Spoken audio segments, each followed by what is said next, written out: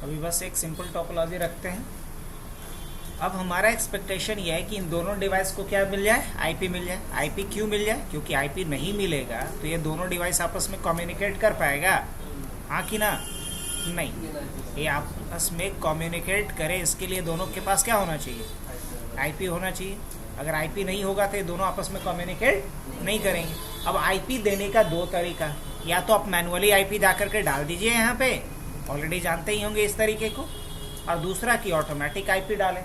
अगर आप automatic IP लेंगे, अगर कोई डीएससीपी सर्वर नहीं रहेगा तो या पीपा रेंज का आईपी ऑप्ट कर लेगा, लेकिन हमें अपीपा रेंज का आईपी नहीं चाहिए। DSCP failed, अपीपा is being used ऐसा लिख रहा है। तो मुझे अगर इसको डीएससीपी है, हालांकि एक चीज़ और हम दे दें और डिस्क्लेमर ही समझ लीजिए कि अगर डीएससीपी सर्वर बनाना चाह रहे हैं आप, तो आप इसके लिए सर्वर मशीन यूज़ कीजिए, सर्वर मशीन यूज़ कीजिए, चाहे किसका, या तो विंडोज़ का या लाइनेक्स का, तब जाकर के इसका पूरा फीचर मिलेगा। और अगर आप चाहें तो डीएससीपी सर्वर आप किसको बना सकते हैं, राउटर का, लेकिन तब for limited features of DSCP.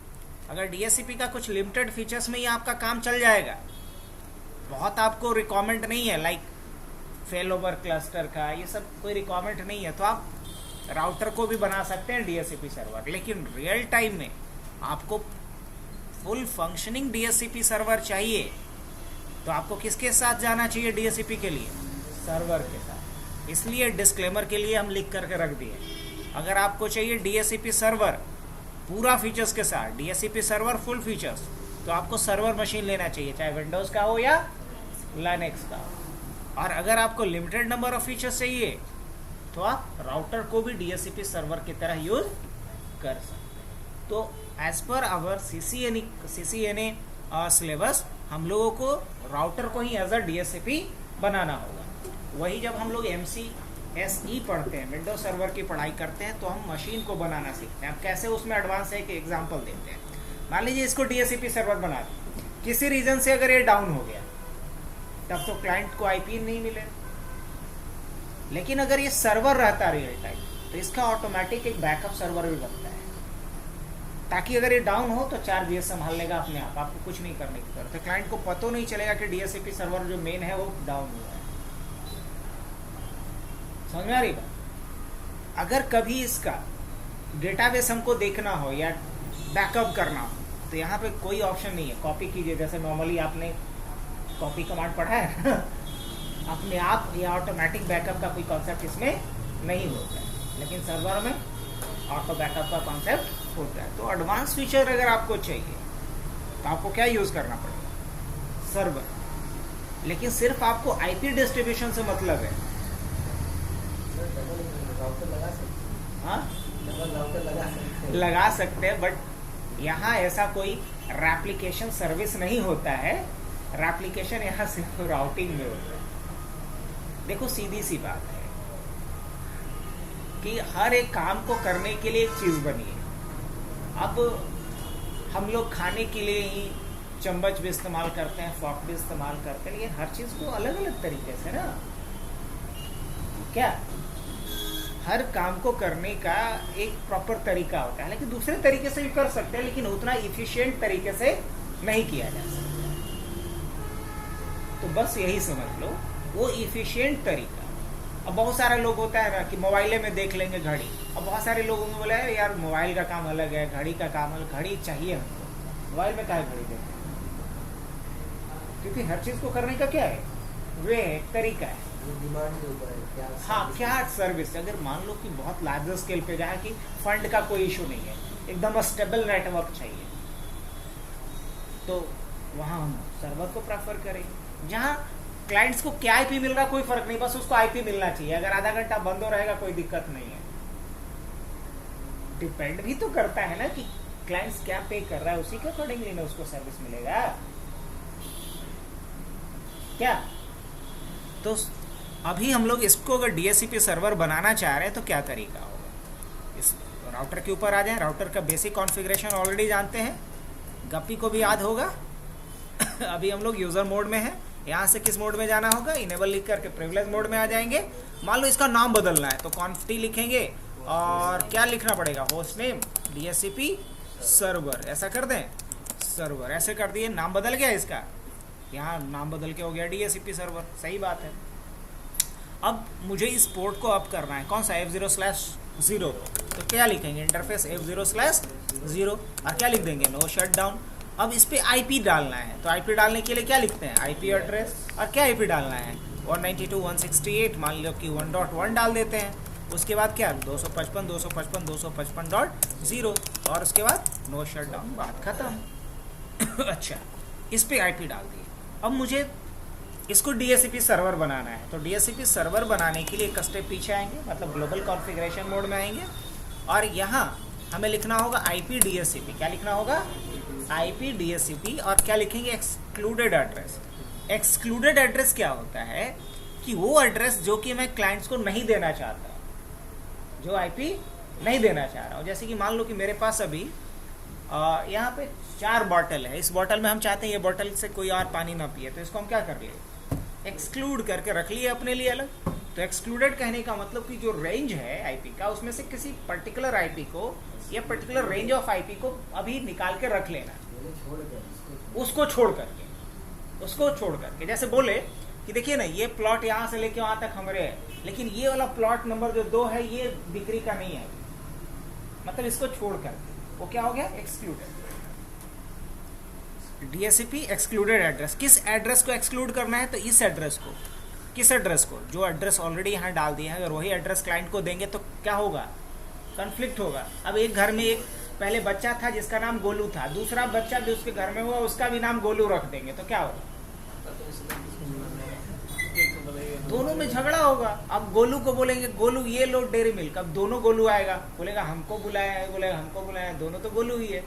तो इसी सिचुएशन को बोलते हैं कन्फ्लिक्ट। क्या बोलते हैं, एड्रेस क्या करेगा, कन्फ्लिक्ट करेगा। तो हम चाह रहे हैं कि एड्रेस कन्फ्लिक्ट ना करे, तो हम बोल देते हैं भाई कि ये वाला एड्रेस जो है 1.1 किसी को ना दिया जाए, एक्सक्लूड कर लिया जाए। तो एक्सक्लूड करने के लिए लिखेंगे एक्सक्लूडेड एड्रेस, उसके बाद क्या लिखना होगा, 192.168.1, दैट्स इट। तो मैंने ये बता दिया इस सर्वर को, जिसे सोकॉल्ड अभी हम लोग DHCP सर्वर बना रहे हैं, इसको बोल दिए भैया 192.168.1.1 किसी को IP मत दियो, एक्सक्लूड कर लेना। अब मुझे बताना पड़ेगा कि IP किस रेंज का दी हो, ये तो बताना होगा। तो इसके लिए हमें देना पड़ेगा IP DHCP और उसके बाद देना होगा पुल, IP DHCP पुल। पुल क्या होता है, तो पुल एक नाम होता है IP रेंज का। पुल क्या होता है, नाम होता है IP रेंज का। अब जैसे कैसे बोल दिया, ये सेक्टर 19 है, तो भाई सेक्टर 19 में तो बहुत सारे हाउस होंगे, ये सेक्टर 20 है, इसमें बहुत सारे हाउस होंगे। तो उसी तरीके से पुल क्या हो गया, एक सेक्टर हो गया, समझ। तो पुल का कुछ ना कुछ नाम देंगे। पुल का नाम क्या दे दें, पुल का नाम दे देते हैं, मान लो ये पहला नेटवर्क है तो नेट 1 दे दें, नेटवर्क 1 दे देते हैं, या नेट 1 दे देते हैं, या N1 दे देते हैं, चलो N1 दे देते हैं, इट मेक सेंस। नेटवर्क पहला है तो N1 दे दे रहे हैं, बस। तो पहला काम क्या किया, हम एक पुल बना दी। अब इस पुल के लिए हम 2-3 बात बताएंगे। पहला चीज़ बताएंगे कि अगर कोई क्लाइंट है तो उस क्लाइंट का गेटवे क्या होगा, क्लाइंट का गेटवे क्या होगा। क्लाइंट का गेटवे डालना तब बेहद ज़रूरी हो जाएगा जब हम चाहते हैं कि क्लाइंट दूसरे नेटवर्क से भी कनेक्ट करे या क्लाइंट को इंटरनेट कनेक्टिविटी मिले, तो इसके लिए उसको गेटवे असाइन करना ज़रूरी है। अच्छा, एक बात बताइए, अभी दरवाज़ा खुला है कि बंद है, कोई फ़र्क है, जब तक हम लोग किसी कमरे से काम है, लेकिन इस कमरे से बाहर जाना है तब गेट का ज़रूरत पड़ेगा। बिना गेट यूज़ के लिए हम लोग इस कमरे से दूसरे कमरे में जा सकते हैं। तो उसी तरीके से अगर एक नेटवर्क से दूसरे नेटवर्क में जाना है तो कौन सा एड्रेस चाहिए, मुझे गेटवे पता होना चाहिए। अब गेटवे असाइन करने के लिए हम लोग को क्या लिखना पड़ेगा, IP डिफॉल्ट, ये क्या लिखना होगा, डिफॉल्ट राउटर। क्या लिखना होता है, डिफॉल्ट राउटर। और क्या IP डालेंगे, तो गेटवे में हम चाहते हैं यही आईपी डले, ये जो आईपी है वही ना सबके लिए गेटवे होगा, तो 1.1 गेटवे हो जाएगा। अब डीएनएस का एड्रेस दे रहे हैं ताकि ये नेम रिजॉल्व कर सके, तो इसके लिए क्या देना पड़ेगा, डीएनएस सर्वर। और डीएनएस सर्वर का आईपी मान लीजिए कि हम रख लेते हैं 8.8.8.8, तो 2 चीज डाल दिए। अब तीसरा मैंडेटरी सबसे इंपॉर्टेंट काम क्या है, ये बताना रेंज, किस रेंज का आईपी इन सारे क्लाइंट्स को मिलेगा। तो इसके लिए हमें लिखना होगा नेटवर्क, क्या लिखना होगा, नेटवर्क, और क्या डालेंगे 192.168.1.0, इसी नेटवर्क का आईपी देना है और उसका सबनेट मास्क, दैट्स इट। अब ये 5 लाइन का कमांड यूज करके आप इसको क्या बना दिए, डीएचसीपी सर्वर बना दिए आप इसको। अब जरा चेक कर लूं, चेक करने के लिए यहाँ पे आते हैं शो आईपी डीएचसीपी, लिखेंगे अभी क्या बोलेगा, कुछ नहीं। डीएचसीपी अगर हम देखें अभी बाइंडिंग, किसी को आईपी दिया है, नहीं, किसी को आईपी नहीं दिया है। अरे वाह, एक को दे दिया, और ये इस पे जाके ऑटोमेटिक किए हुए होंगे इसलिए आईपी ले लिया। डरने की बात नहीं कि अपने आप ऑटोमेटिक किए हुए होंगे इसलिए ले लिया। इस पे भी ऑटोमेटिक क्या कर दे जा करके, तो 1.3 उठा लेगा 1.1 छोड़ के, करेक्ट। गेटवे में 1.1 और डीएनएस में यही ना सेट किए थे, आईपी उठाना शुरू कर दिया।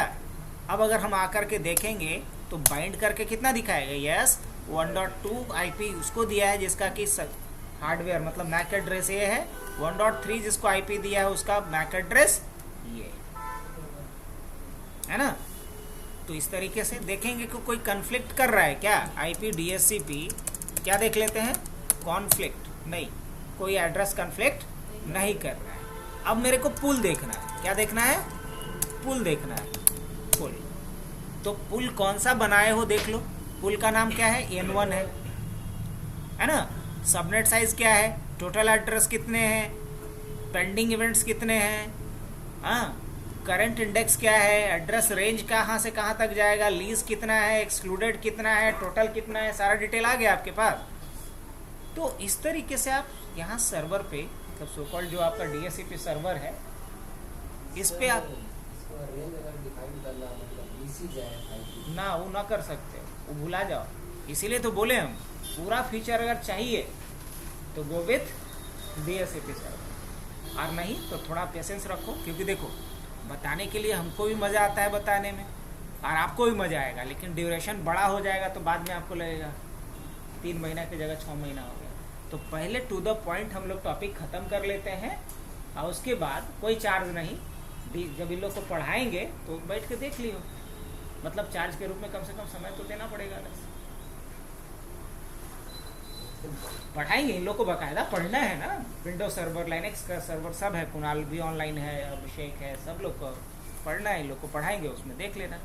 डीएचसीपी का असली मजा या डीएनएस का, डीएनएस तो और कुछ नहीं होता है ससुरी से, डीएनएस इतना इंपॉर्टेंट सर्विस है लेकिन आप इसमें कुछ नहीं कर सकते, सिर्फ कैचिंग ओनली डीएनएस सर्वर लिखना पड़ेगा।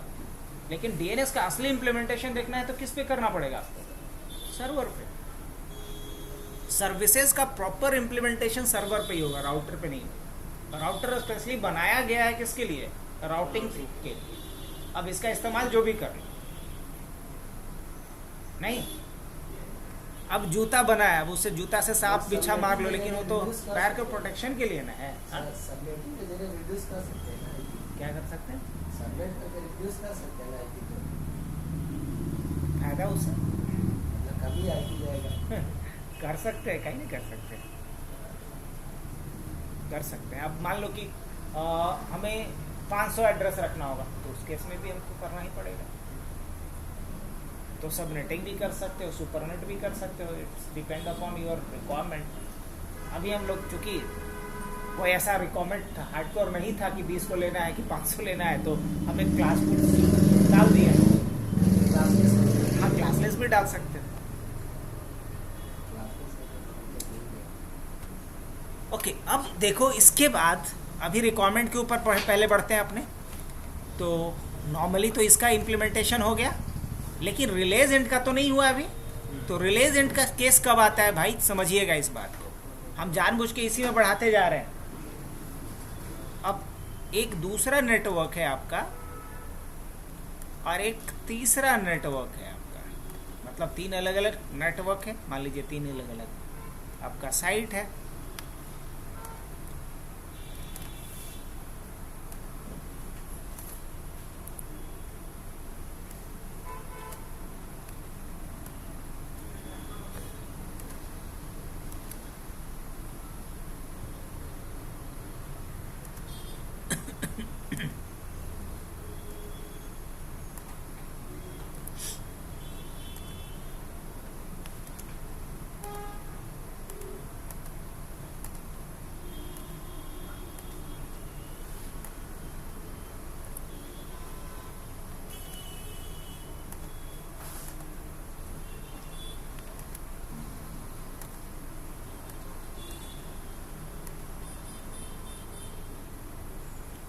इसमें तो कम पड़ जाएगा ना क्या जी? तो 2 गो से कैसे चलेगा? 2 गो से काम चलेगा नहीं ना। ये गड़बड़ हो गया जी। क्या गड़बड़ हुआ? अभी हम क्या गड़बड़ किए? कोई पकड़े? सेव नहीं किए थे ना जितना काम किए थे, और राउटर को क्या कर दिए? ऑफ कर दिए। अच्छा कोई दिक्कत नहीं, वो आप लोग को तो याद होगा ही, उतना तो बता ही दीजिएगा मिलजुल के। कमांड चलाने में हमको ज़्यादा समय नहीं लगेगा। हाँ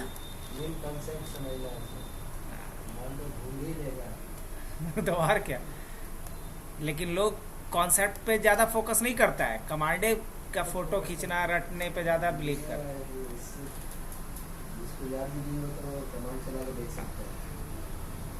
चलिए अब करना ये है मेरे को, मैं चाह रहा हूँ कि इसको अलग रेंज का आईपी मिल जाए, और ये बात मैं यहाँ लिख दे रहा हूँ बाकायदा कि यहाँ सारे डिवाइस को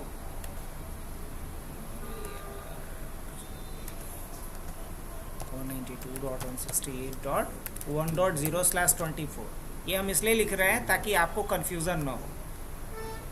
सारे डिवाइस को 1.0 रेंज का आईपी जाना चाहिए इस लैन में, और इस लैन में आईपी क्या जाना चाहिए? इस लैन में आईपी जाना चाहिए 2.0 रेंज का। कोई दिक्कत? और इस लैन में आईपी जाना चाहिए क्या? गेस कर लिए? हाँ कर लिए, 3.0 का।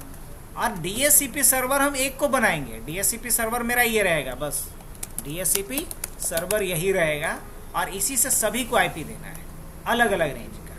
तो ये पॉसिबल होता है किसके थ्रू? Relay agent. यहाँ इस केस में मुझे क्या यूज करना? अब ऑब्वियसली एजेंट का काम क्या होता है? अलग अलग वेंडर से आपका सर्विस प्रोवाइड करवाना ही ना काम होता है रिले एजेंट का।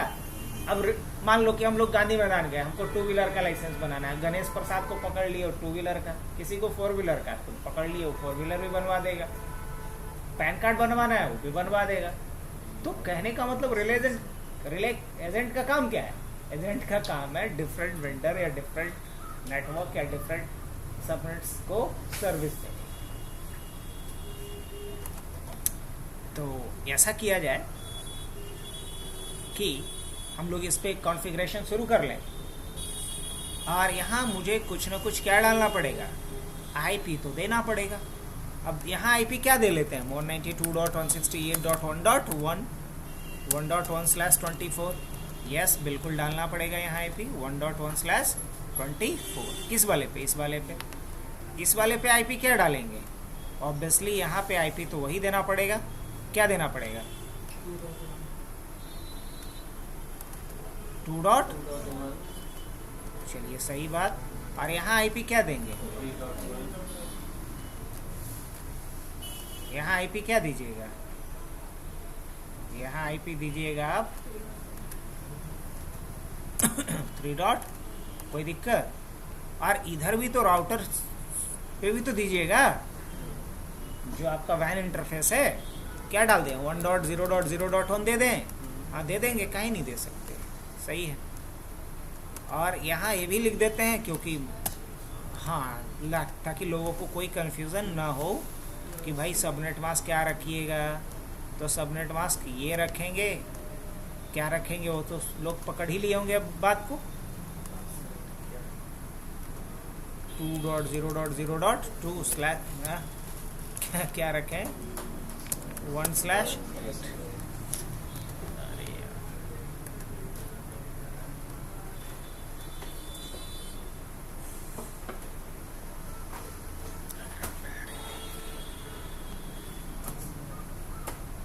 यहाँ क्या डाल देते हैं 2.0.0.2 स्लैश।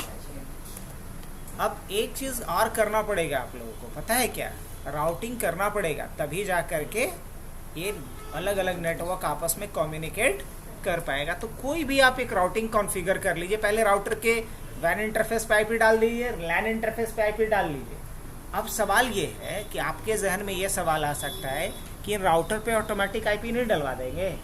तो आप एक जवाब सुन लीजिए। कभी भी सर्वर पे जो कि कोई सर्विस प्रोवाइड करता हो अपने नेटवर्क में अपने क्लाइंट्स को, उसको सर्वर कहते हैं। और सर्वर को कभी भी डायनेमिक आईपी नहीं देना। अच्छा एक बात बताइए,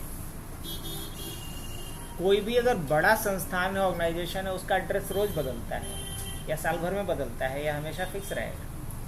फिक्स रहेगा। क्लाइंट्स में चेंज होंगे कि सर्वर ही चेंज हो जाएगा? नहीं, सर्वर चेंज नहीं होना चाहिए, क्लाइंट चेंज हो सकता है। तो क्लाइंट का एड्रेस डायनेमिक होगा, सर्वर का एड्रेस हमेशा क्या रखना है? स्टैटिक रखना है, मतलब फिक्स रखना है, मैनुअली डालना है। और ये बात अभी बस भरोसा कर लीजिए, जब हम सर्वर पढ़ाएंगे तो उस समय दिखा देंगे कि अगर स्टैटिक आईपी नहीं डालिएगा तो सर्वर बनवे नहीं करेगा, एरर थ्रो कर देगा। क्योंकि सर्वर का एड्रेस क्या होना चाहिए हमेशा। और ऐसे भी नॉर्मल एक अब एनालॉजी से समझिए ना कि कोई दुकान का एड्रेस रोज थोड़ी बदलेगा। हाँ, दुकान का जो कस्टमर है उसका एड्रेस बदल सकता है, कोई मसला नहीं है, लेकिन दुकान का तो डेली नहीं बदलेगा। क्लाइंट सफर करेगा। एग्जैक्टली, क्लाइंट कम्युनिकेट उससे नहीं कर पाएगा फ्रिक्वेंटली, है ना? पूछना पड़ेगा बार बार। तो पहले हमें क्या करना होगा, राउटर के सारे इंटरफेस पे मुझे आईपी डाल देना होगा मैनुअली। डाल लिया जाए? Okay, let's check it. पहले देख लूँ कि ये सारा कुछ डिस्कार्ड हो चुका है। कोई नहीं, इनेबल। और हम थोड़ा फास्ट ट्रैक में कर सकते हैं इसको, लेकिन उससे पहले कुणाल को भेज देते हैं, नहीं तो फिर हम भूल जाएंगे।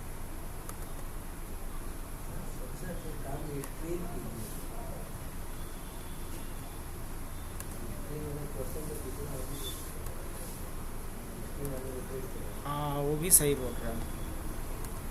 अब क्यों नहीं यूट्यूब पे ही लाइव कर दें, सब लोग देखते रहो। कल से वही कर देते हैं। सब कुछ बना हुआ, कुछ करना ही नहीं है। ये भी सही करते हैं।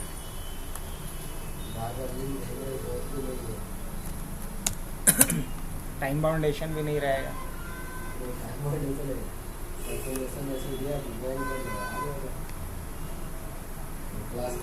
टाइम तो है ही, बस यूट्यूब खोलो, कुछ नहीं कर।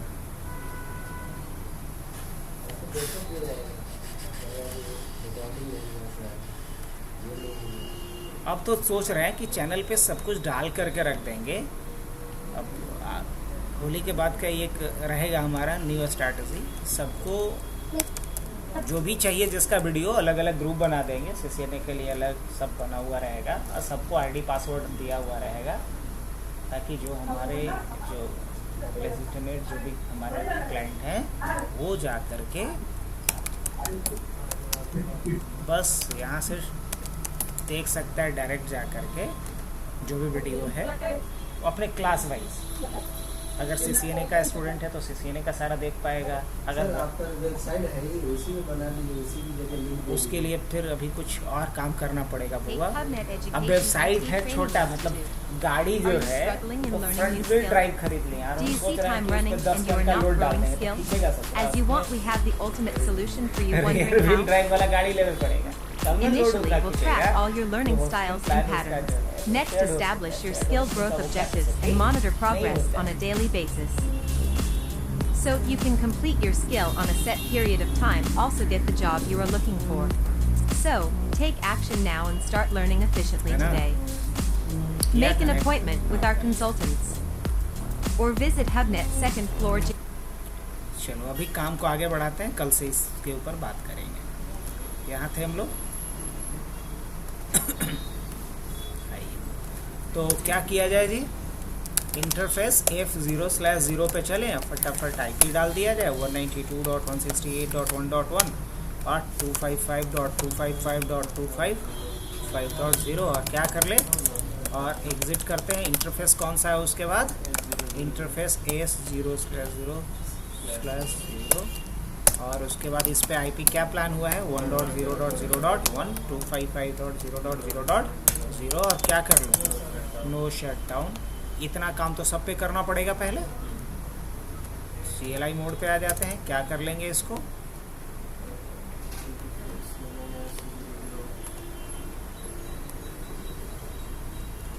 नो इनेबल और उसके बाद कॉन्फ्टी, उसके बाद इंटरफेस कौन सा AS0/0/IP एड्रेस क्या 1.0.0.2 255.0.0.0 और उसके बाद नो शटडाउन। उसके बाद इंटरफेस कौन सा है F0/0 और उसके बाद IP एड्रेस क्या है इस पर 192.168.2.1 और उसके बाद 255.255.255.0। ठीक है, हो गया सर, नो शटडाउन हो गया। वो हम जानबूझ के कर रहे थे, उसके लिए दिक्कत नहीं। इंटरफेस AS0/0/1 IP एड्रेस इस पे क्या डालना है 2.0.0.1 255.0.0.0 और क्या करना है नो शटडाउन। यहाँ तक का काम हो गया अपना। चलिए अब आखिरी राउटर के ऊपर आ जाना था। क्या करेंगे, इनेबल, उसके बाद कॉन्फ्टी और क्या करना है इंटरफेस AS0/0/1 IP एड्रेस क्या डालेंगे 2.0.0.2 255.0.0.0 क्या नो शटडाउन। एग्जिट इंटरफेस कौन सा है फिर इंटरफेस है F0/0 और IP इस पे क्या डालेंगे 192.168.3.1 255.255.255.0। क्या गप्पी कुछ याद आ रहा है? हमको तो लगता है 6 महीने से ऊपर हो गया होगा, नहीं देखी होगी इसको।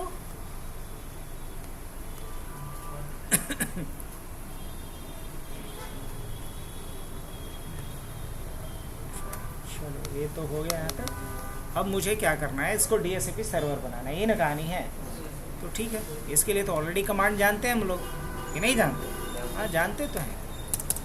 तो क्या कर लिया जाए, यहाँ पे हम लोग काहे का IP DHCP और उसके बाद एक्सक्लूडेड एड्रेस, 3 एड्रेस एक्सक्लूड करेंगे, समझ रहे मेरी बात को 1.1 और उसके बाद 2.1 और एक और एड्रेस एक्सक्लूड करेंगे दैट इज 3.1। समझ रहे हैं मेरे क्या इंटेंशन है?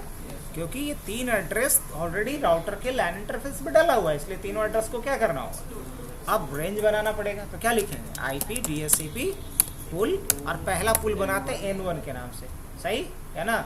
हाँ बिल्कुल, N1 के नाम से एक पुल बना लिए। अब मुझे यहाँ कितना कमांड चलाना था, 3 कमांड। क्या क्या, एक चलाना था डिफॉल्ट राउटर, दूसरा क्या चलाना था DNS और तीसरा क्या बनाना नेटवर्क मतलब रेंज। तो क्या लिखा जाए, डिफॉल्ट राउटर क्या होगा डिफॉल्ट राउटर 1.1, उसके बाद क्या DNS सर्वर, मान लो सेम ही रख देते हैं 192.168.1.1 ही रहेगा DNS सर्वर। हाँ बिल्कुल रह सकते हैं। अब उसके बाद नेटवर्क कौन सा होगा 192.168.1.1.0, बहुत बढ़िया 255.255.255.0। अब इसको क्या कर लेंगे, यहाँ से बाहर आ जाए। अब फिर एक और पुल बनाना है मेरे को, कैसे बनाएंगे, फिर लिखेंगे IP DHCP और क्या लिखेंगे पुल कौन सा N2, बहुत बढ़िया। और इसके लिए डिफॉल्ट राउटर क्या देंगे, गेस कीजिए 192.168.2.1, बहुत बढ़िया। और उसके बाद DNS सर्वर क्या डालेंगे, सेम ही डाल देते हैं। और उसके बाद नेटवर्क क्या देंगे, गेस कीजिए जल्दी। हाँ बिल्कुल डाल सकते हैं। अभी इन लोगों को कम कंफ्यूजन हो इसके लिए डीएनएस सर्वर तो कोई भी हो सकता है।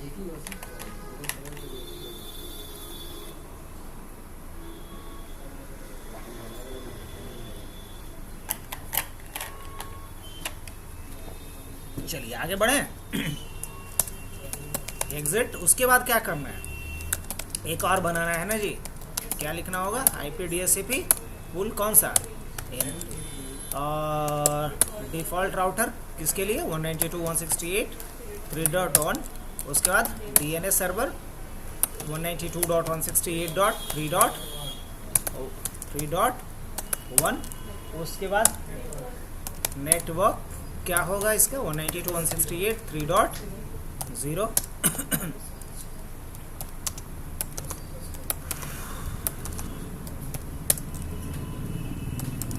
एग्जिट।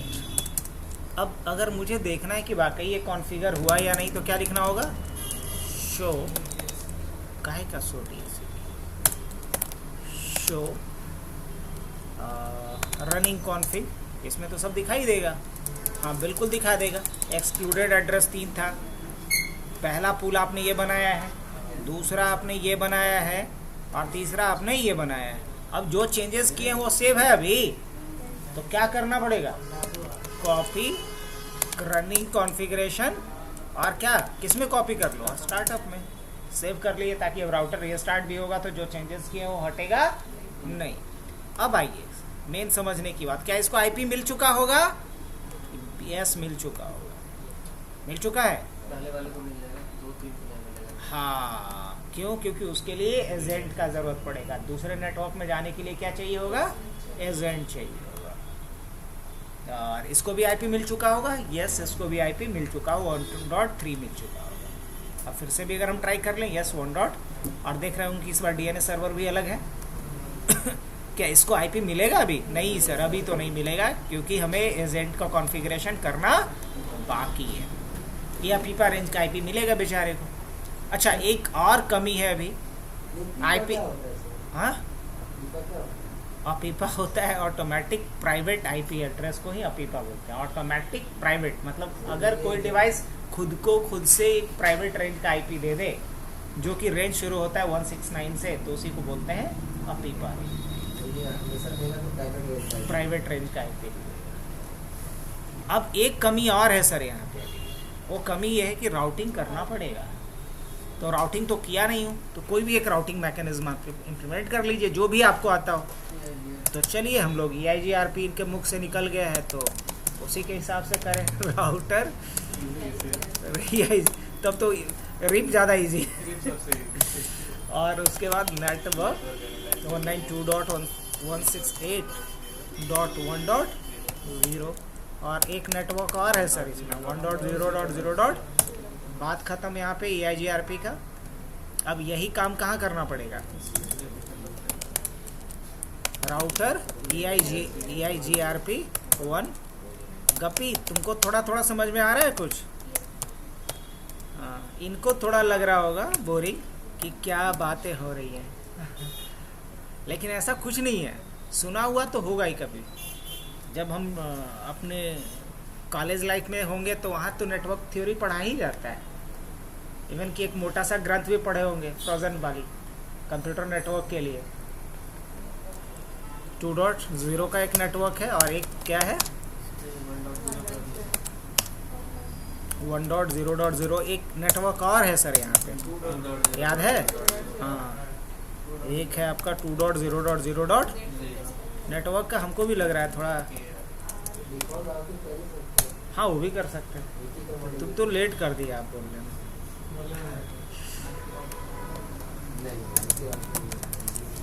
क्या है राउटर EIGRP 1 और नेटवर्क। अच्छा 1 के अलावा कुछ दे सकते हैं और क्या?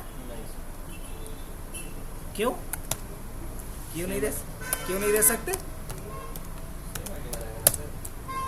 आईडी नहीं बोलेंगे sir, autonomous system, same autonomous system में होना चाहिए, सेम एस में होना चाहिए, तब इसके बीच नेबरशिप बनेगा। और हम लोग जानते हैं कि डायनेमिक राउटिंग में हमेशा नेबरशिप कैसे बनता है, ऑटोमेटिकली। और जब हम लोग बीजीपी पढ़ते हैं वहाँ तो नेबरशिप कैसे बनाते हैं, नेबरशिप बनाना पड़ता है। मैनुअली बनाते हैं नेबरशिप। तो डिफरेंट एस जब होगा तो नेबरशिप आपको मैनुअली बनाना पड़ेगा। तो रीज़न ये बताइएगा, नेटवर्क नेबरशिप अपने आप बन रहा है कि हमको बनाना पड़ रहा है? तो यही सेम एस में होने का मतलब। अभी भी ये आईपी नहीं उठाएगा सर, क्यों? क्योंकि राउटिंग का कोई पंगा नहीं है। अब पंगा किसका है? एजेंट का, रिले एजेंट का। रिले एजेंट के लिए बस एक कॉन्फ़िगरेशन करना पड़ेगा, सारे लोकल राउटर पे जा करके बताना पड़ेगा किसका, डीएचसीपी सर्वर का आईपी। किसका आईपी बताना पड़ेगा? एजेंट को कम से कम इतना तो पता रहेगा ना कि जिन साहब से साइन करवाना है उनका नाम क्या है, तबे ना एजेंट को काम करवा पाएगा। तो एजेंट को कम से कम ये बताना पड़ता है। तो कैसे बताएंगे? इसके लिए कोई कमांड चलाना होगा। हाँ, इसके लिए एक कमांड चलाना होता है, आईपी हेल्पर। क्या? IP helper. अभी नहीं आईपी उठा रहा है, वही अपीपा रेंज का आईपी उठा रहा है। ये सबका एक ही हिसाब है। अगर आप यहाँ भी जा करके देखें, ये भी बेचारा अपीपा रेंज पे ही लटका रहेगा अभी।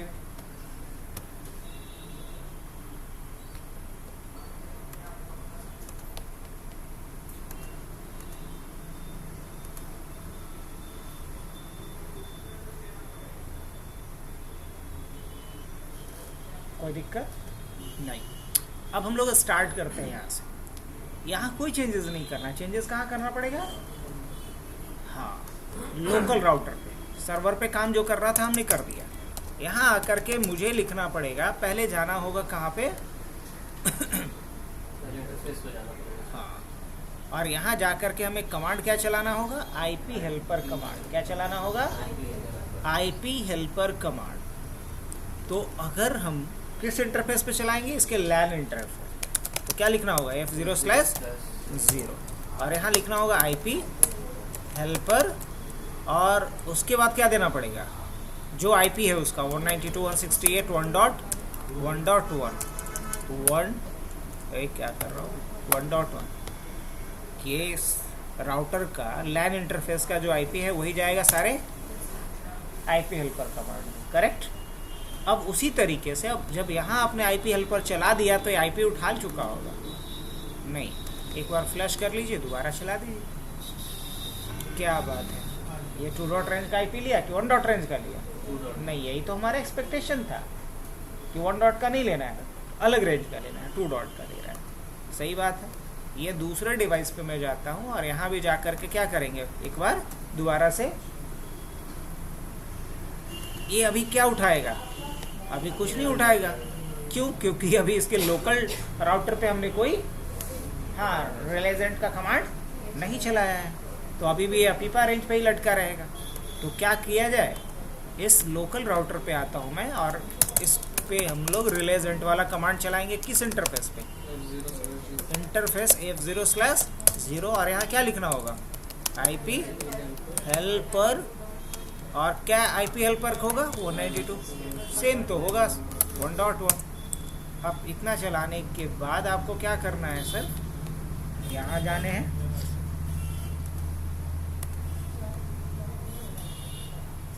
क्या बात है, IP उठा लिया?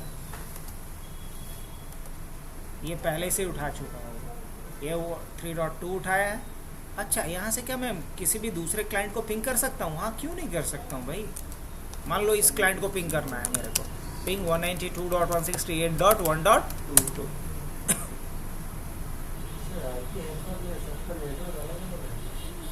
नेटवर्क तो सबका अलग अलग है। अच्छा, आईपी हेल्पर जो कमांड एक ही डाल रहे हैं, इस पे आपत्ति है?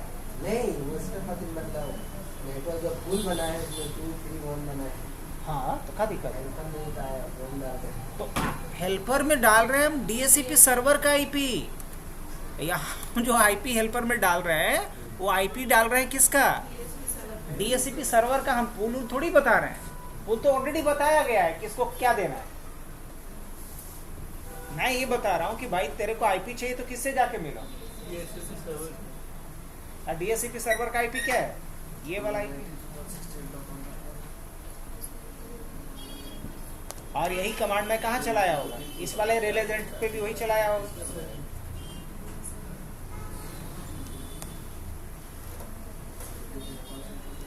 अब बढ़ते हैं किसके तरफ, नोटपैड ओपन करते हैं और देखते हैं कि हमारा कहाँ तक का जर्नी कंप्लीट हुआ।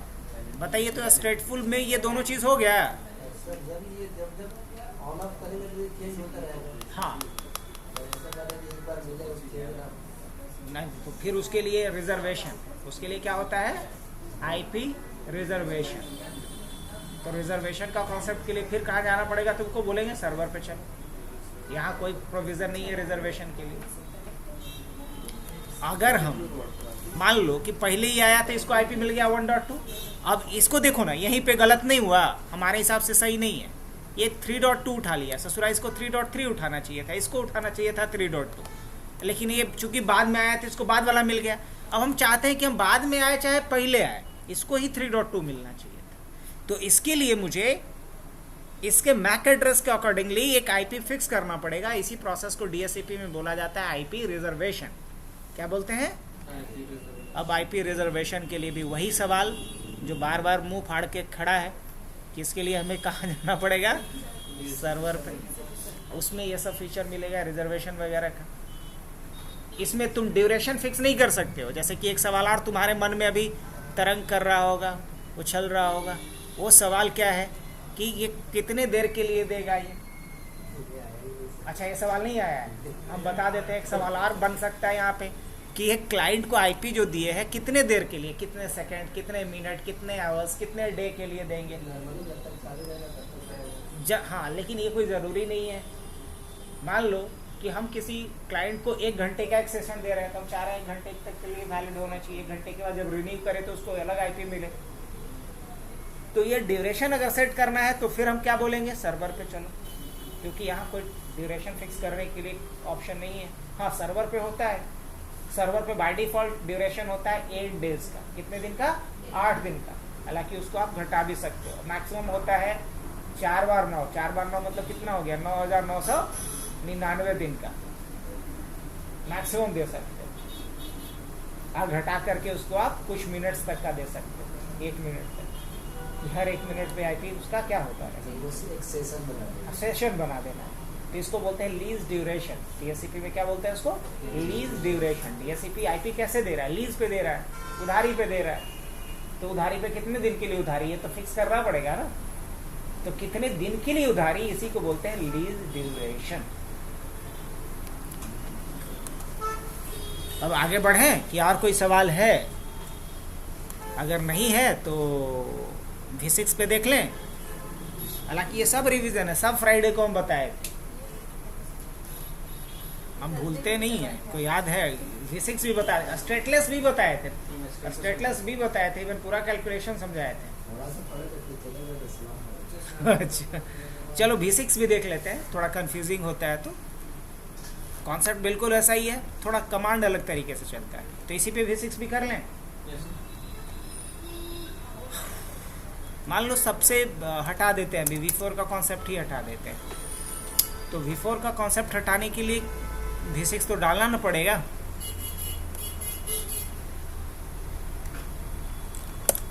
FC कोलोन कहाँ आ गया?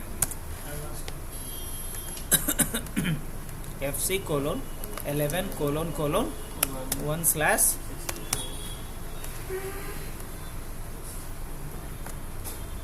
अब किसी को अगर V6 एड्रेस नहीं आता है तो मैं कुछ नहीं कर सकता। अगर आता है, अच्छा एक बात बताओ, क्लास सी में हमेशा /24 काहे लिखते हैं? क्योंकि क्लास सी का नेटवर्क का लेंथ जो है इसमें इसलिए होता है कि नेटवर्क नहीं होता है, लेकिन इसमें होता है नेटवर्क का बिट तो होगा ना। तो जो नेटवर्क बिट होता है उसको यहाँ पे CIDR ना बोल करके बोलते हैं ग्लोबल प्रीफिक्स वैल्यू। क्या बोलते हैं? Global prefix value. IP version 4 में स्लैश नोटेशन को बोला जाता था CIDR, और यहाँ बोलते हैं ग्लोबल प्रीफिक्स वैल्यू। और आईपी वर्जन 6 में नेटवर्क के लिए 64 बिट रखा गया और होस्ट के लिए 64 बिट रखा गया। तो ग्लोबल प्रीफिक्स वैल्यू किसको डिनोट कर रहे हैं? नंबर ऑफ नेटवर्क बिट्स को, इसलिए 64। सबनेटिंग का हला होगा, ये तो वही बात है। एक फैमिली में हस्बैंड वाइफ थे, तो हस्बैंड बोले ना, अक्ल का दुश्मन, मतलब उनको थोड़ा बड़ा बनने का या थोड़ा काबिल हर चीज़ में बनने का शौक था। आपको आम भी काटने नहीं आता है अपनी वाइफ से बोले, तो वाइफ भी नाले पे दहला दे दी, बोली कि आपके तरह थोड़े कि 1 किलो बाजार से आम आएगा, हमारा तो पूरा बाबूजी का आम का बगीचा ही था, हमारे यहाँ कभी ना आम तोल के खाया ना काट के खाया लोग। अब बाकी लोग जो वहाँ पे थे, मतलब वो बहुत जमाने के लिए अपना स्टेटमेंट जो दिए, उनको लगा कि ये तो नाले पे दहला पड़ गया। तो V6 में काहे का सब नेटिंग भाई।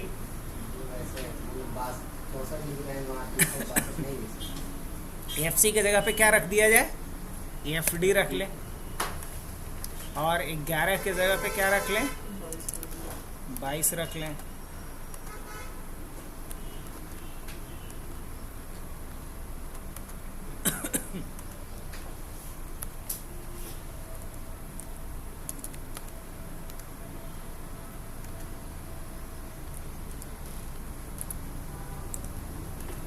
ठीक है, अब यहाँ तो कोई लेना पड़ेगा क्या, समझ रहे होंगे बात।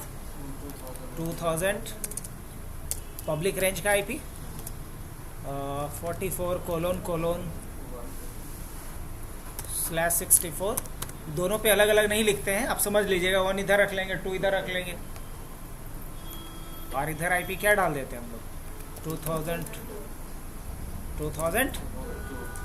2000 या चलिए 3001 और 55::0/60 रख सकते हैं कि नहीं ऐसा?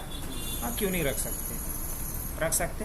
अब IP डालना होगा, राउटिंग करना पड़ेगा V6 पे, मतलब पुराना टॉपिक भी एक बार। V6 राउटिंग अगर जिनका जो भूल गए उनके लिए गोल्डन अपॉर्चुनिटी है। गप्पी का तो एक दिन में बहुत अच्छा खासा रिवीजन हो जाएगा। अब जैसे देखो, इस पे पहले V6 IP डालना पड़ेगा, तो क्या सबसे पहला कमांड क्या चलाना चाहिए आपको, IPv6 यूनिकास्ट राउटिंग। पहला कमांड जो फायर कीजिए ये वाला करके, ताकि ये कब चलाना है, राउटिंग से पहले। लेकिन हम फिर भूल तो भी जाते हैं बीच बीच में, इसलिए पहले ही इसको चला दिए। ऐसा नहीं कि पहले ही IP डालने के लिए इसको चलाना है, राउटिंग सर्विस के इम्प्लीमेंट करने से पहले चलाना है। इंटरफेस कौन सा ले लें, F0/0 ले लीजिए। IPv6 address FC::1/60। उसके बाद इंटरफेस S0/। आप जाइए, आराम कीजिए, कल से कीजिए, है ना। नहीं तो अगर गप्पी के साथ जाना है तो 15 मिनट और आपको झेलना पड़ेगा हम लोगों को। और क्या डालना है, IPv6 एड्रेस 2000। और नहीं तो कुछ करना चाहती हैं तो बूटस्ट्रैप वाले क्लास में थी नहीं, एक भी क्लास ना ऑनलाइन किए थे ना, तो बूटस्ट्रैप का यूज़ करके सिर्फ एक वेबसाइट का लेआउट बना के दिखाइए तो 15 मिनट में। बूटस्ट्रैप तो इसीलिए यूज़ करते हैं ताकि हम फास्टेस्ट, हाँ नहीं, यही हर्डल है। अब शुरू में कंफर्ट जोन से बाहर नहीं निकलना चाहता है इंसान, हम हो या कोई आप भी हो। अभी जैसे लगेगा अरे करना पड़ेगा फिर अब स्क्रैच से, लेकिन वो कहीं ना कहीं वो जो हर्डल है उसको तो क्रॉस करना ही पड़ेगा ना। वो झिझक है, वो जो डर है, वो जो आलस है, उसको तोड़ना पड़ेगा। कीजिए, कभी भी डरना। और जो चीज़ ज़्यादा डराता है, इरिटेट करता है, उसको ज़्यादा छेड़ना चाहिए ताकि उससे वो फियर खत्म हो, डर खत्म हो। अभी बैठ के कीजिए ना, कोई दिक्कत आएगा तो हम लोग देखेंगे। थक गई हैं, अच्छा कोई नहीं, कल से करते हैं।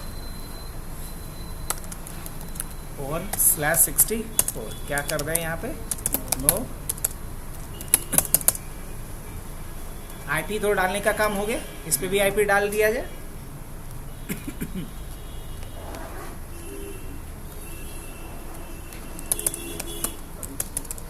इनेबल कॉन्फी, उसके बाद IPv6 क्या यूनिकास्ट राउटिंग। उसके बाद क्या है, इंटरफेस कौन सा है, S0/0/0 वाले पे पहले कहानी कर लिया जाए। IPv6 एड्रेस क्या इस पे प्लान हुआ है जी, और उसके बाद क्या कर लें, नो शट डाउन। उसके बाद कौन सा है आपका, एग्जिट करते हैं, इंटरफेस कौन सा है, F0/0, और इस पे IPv6 एड्रेस क्या डालिएगा, FD ना, FD:22:1/64, और क्या कर दें इसके बाद, नो शटडाउन। इसके बाद एक इंटरफेस और बच गया ना, S0/0/1 IPv6। अच्छा कोई IP डाले थे कि नहीं डाले थे, हाँ डाले थे। IPv6 एड्रेस क्या है,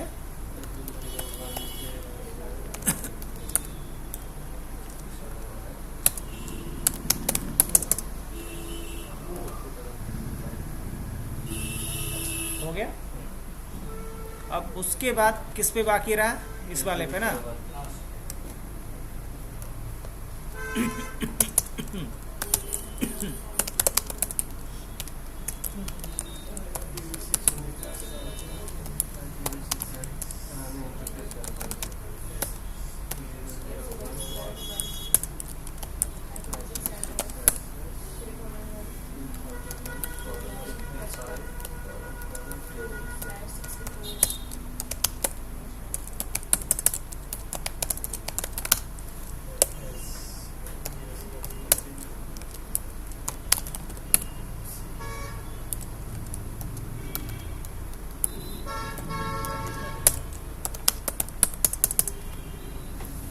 चलिए IP तो सब पे डल गया।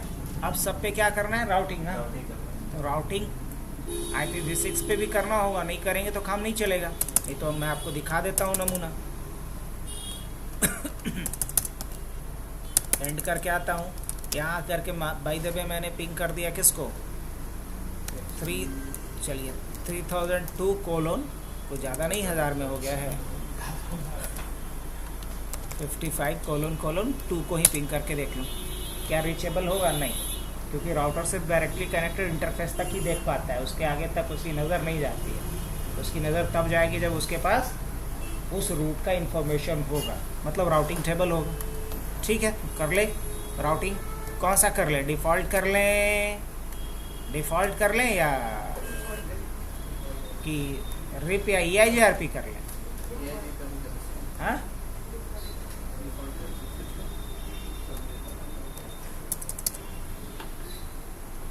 क्या, चलिए सल्लू से पूछते हैं।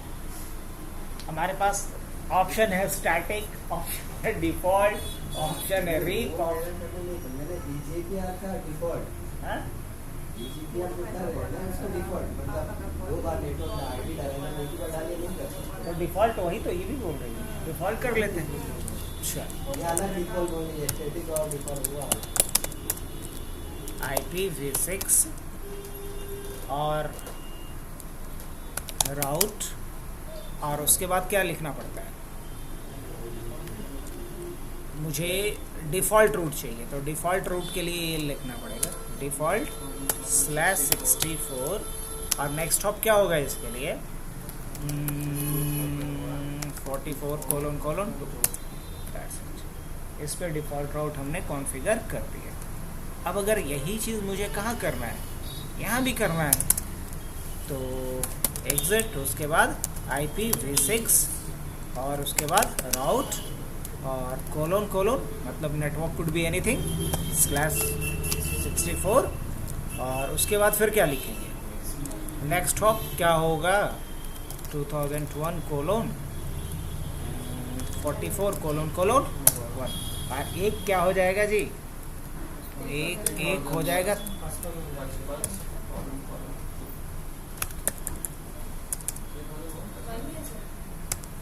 नहीं तो आप इस वाले पे कर रहे हैं ना, तो इसके लिए नेक्स्ट हॉप ही ना होगा।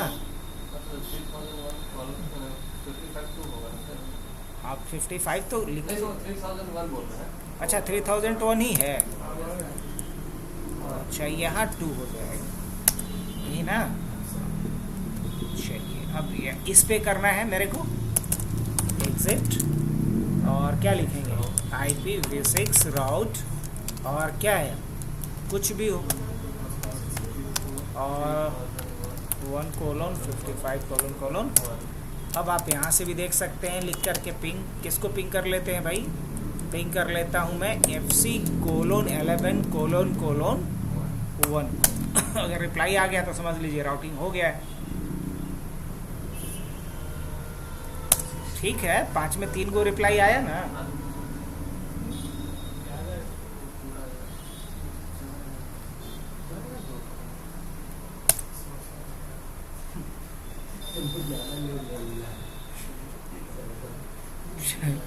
पाँच में 3 आया है। और सीरियल इंटरफेस को करके देखते हैं। 144::1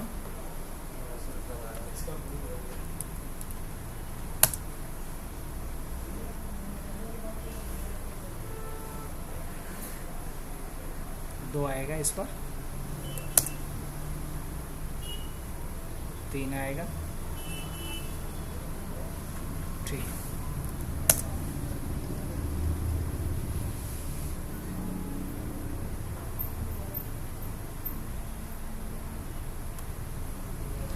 चलो राउटिंग तो हो गया है, कम से कम ये कंफर्म कर लिए।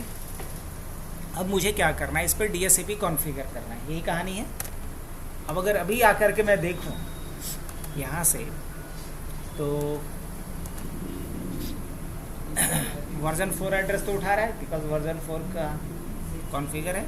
अब 6 के लिए आता हूँ मैं यहाँ पे और क्या लेता हूँ, ऑटोमेटिक लेता हूँ। ऑटोमेटिक ये IP क्या कर लिया है, IPv6 रिक्वेस्ट सक्सेसफुल, ये IP उठा चुका है। और IP किस रेंज का उठा लिया है, ये FC रेंज का उठा लिया। लेकिन ये जो उठाया है ये स्टेटलेस ऑटो कॉन्फ़िगरेशन की वजह से उठाया है। किसकी वजह से उठा लिया है, ये स्टेटलेस ऑटो कॉन्फ़िगरेशन में जो पहला ऑप्शन ये रहता है, देख रहे हो, समझो इस बात को, ये कैसे उठा रहा है, वो स्टेटलेस ऑटो कॉन्फ़िगरेशन की वजह से उठा लिया है। यहाँ भी अब जा कर के क्लिक करो, उठा चुका है या नहीं उठा चुका है, इस तरीके से। अगर यहाँ भी जा कर के हम क्लिक करेंगे V6 पे, ये भी उठा लेगा। लेकिन ये FD उठा लिया, यहाँ क्या उठा लेगा ये, हाँ बिल्कुल ये भी उठा लेगा, क्योंकि ऑलरेडी ये कॉन्सेप्ट हम लोग पढ़े हैं स्टेटलेस ऑटो कॉन्फ़िगरेशन का। कुछ नहीं करना है, वो सिर्फ समझना है कि IP कैसे आ रहा है। मैक एड्रेस प्लस FFFE है ना, इसमें से पहला 64 बिट ऑलरेडी डिसाइडेड रहता है, जो एडमिन डिसाइड करेगा, और आखिरी का 64 बिट में 48 बिट क्या रहता है, मैक एड्रेस, और बीच में 16 बिट क्या रहता है, FFFF। ये उठा लिए, लेकिन फिर भी हम संतुष्ट नहीं है। ये लैब किसका हो गया, ये लैब हो गया स्टेटलेस का। ये लैब किसका हुआ, स्टेटलेस का। मेरे को लैब किसका करना है, V6 का। कोई नहीं, चिंता की बात नहीं, हम लोग इसको कॉन्फ़िगर करते हैं अलग से। कर लें, हाँ बिल्कुल कर सकते हैं। तो इस टोपोलॉजी को हम एज इट इज छोड़ देते हैं, कोई छेड़छाड़ नहीं करते हैं, जानबूझ से करके एक टोपोलॉजी अलग बनाते हैं, क्योंकि ज़्यादा कन्फ्यूज़न आपको नहीं मैं देना चाह रहा हूँ, सिंपल रखना चाह रहा हूँ चीज़ों को।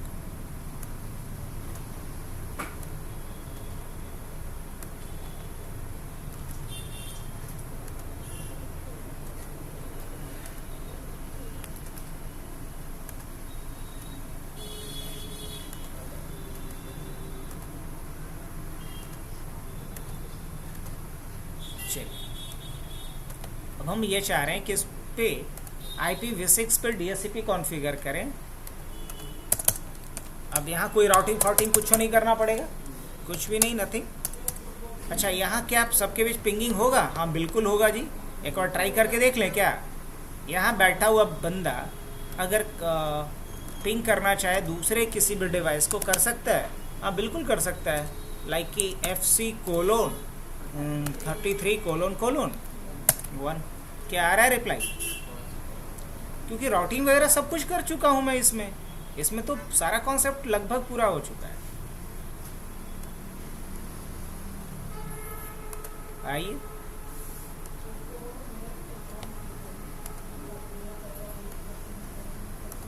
क्या किया जाए, कॉन्फ्टी इंटरफेस कौन सा है, F0/0 क्या कर दिया जाए, नो शटडाउन, और इस पर फटाफट क्या IP डाल दिया जाए, कुछ भी मान लीजिए FC, हाँ हाँ, तो उससे पहले एक काम और कर लेते हैं, IPv6 यूनिकास्ट राउटिंग, उसके बाद interface F0/0 IPv6 address V4 पे जाते ही नहीं है, ज़रूरत ही नहीं है उसकी, और FC:11:1/64 डाल सकते हैं आप, बिल्कुल डाल सकते हैं सर।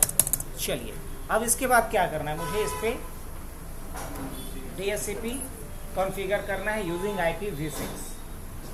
तो इसके लिए मेरे को करना क्या पड़ेगा, पहले बाहर आ जाइए इस नेटवर्क से, उसके बाद आपको लिखना होगा अच्छा ऐसे क्या लिखते थे आप, ऐसे लिखते थे IP DHCP, यही नहीं लिखते थे पुल।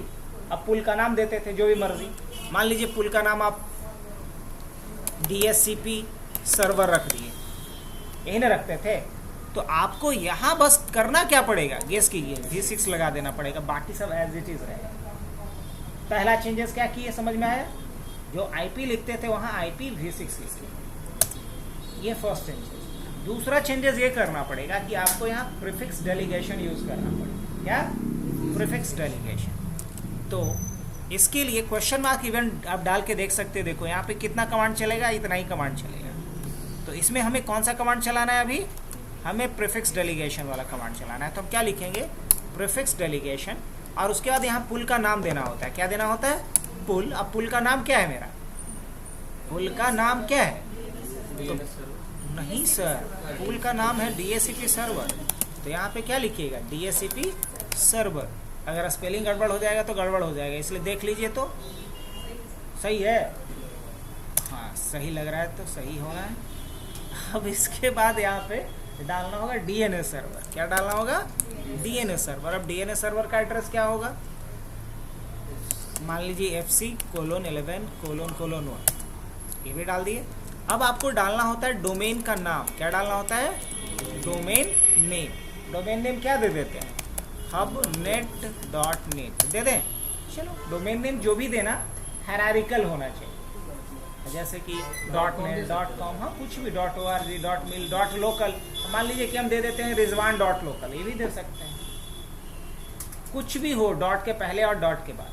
guppy.website दे सकते हैं, guppy.tech दे सकते हैं। कुछ भी होना चाहिए डॉट के पहले डॉट के बाद, मतलब हायरार्किकल नेम होना चाहिए।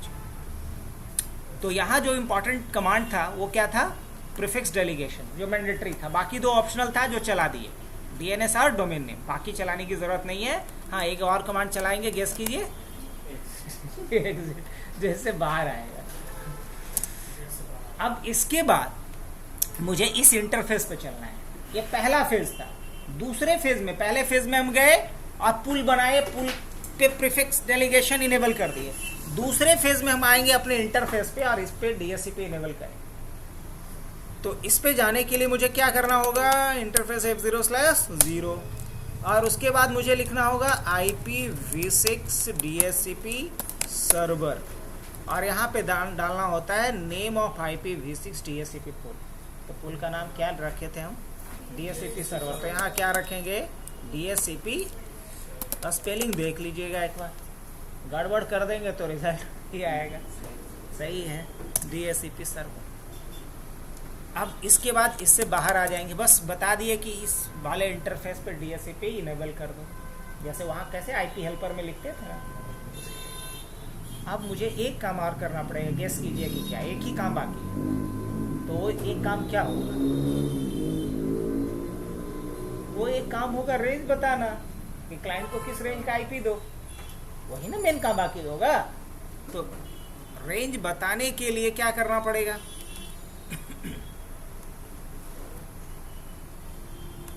गेस कीजिए तो। रेंज बताने के लिए रेंज बताना पड़ेगा। हाँ,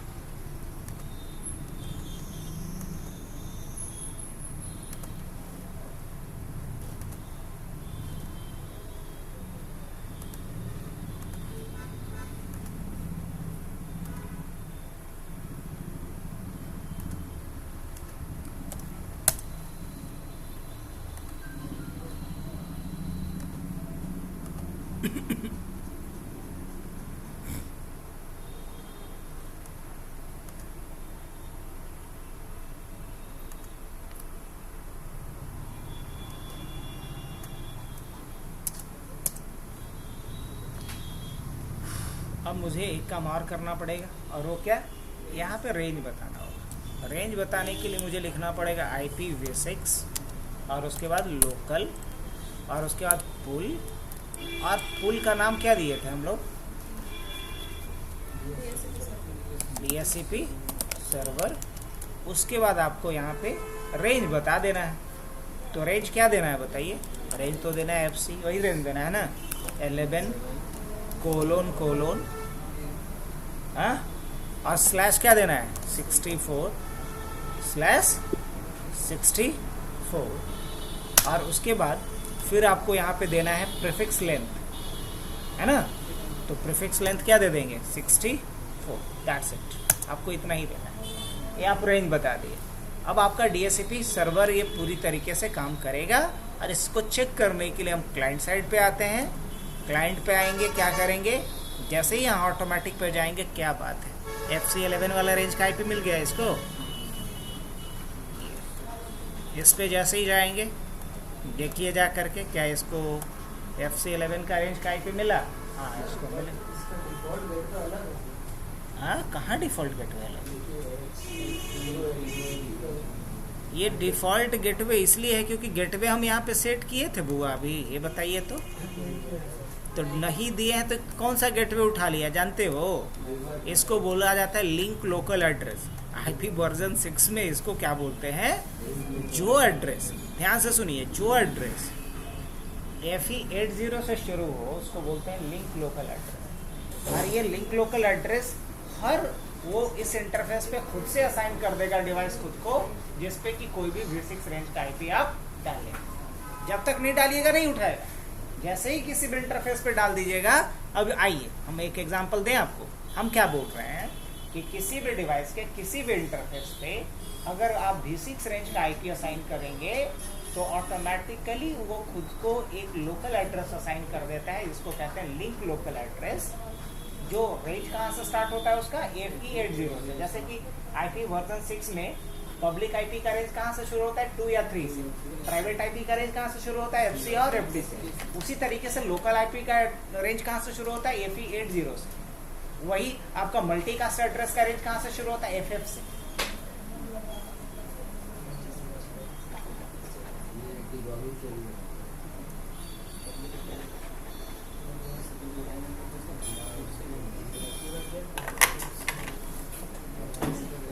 आइए,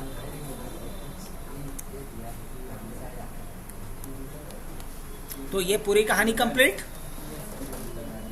हाँ, एक चीज़ और समझाना था ना, आइए आपको समझाने के लिए जो अभी बात हम बताए कि जब तक नहीं डालोगे V6 address, loop back address खुद से नहीं उठाएगा। इस चीज़ को प्रूव करने के लिए हम क्या करते हैं, इंड करते हैं, आ करके लिखते हैं show IP interface, show IP नहीं, शो IP V6, क्योंकि हमें V6 देखना है, इंटरफेस ब्रीफ। अच्छा एक बात बताओ, यहाँ F0/0 पे जब हम IP डाले हैं तो ये खुद से क्या उठा लिया है, खुद से लिंक लोकल एड्रेस उठा लिया है। अच्छा, F0/1 पे उठाया है क्या, नहीं, क्योंकि अभी इस पे कोई V6 रेंज का IP हम नहीं डाले हैं। डाल देंगे तो उठा लेगा। कैसे, ट्राई करें। कॉन्फी इंटरफेस कौन सा, F0/1, F0/1 IPv6 एड्रेस, और मान लीजिए कि इस पे हम कुछ भी डाल देते 2001 और 22::1/64, और इसको क्या कर दें, नो शटडाउन। अब एंड करके आते हैं और दोबारा वही लिखेंगे। देखो, अब जैसे ही इस पे हमने IP डाल दिया तो क्या किया, ये लिंक लोकल एड्रेस उठा लिया कि नहीं उठा लिया।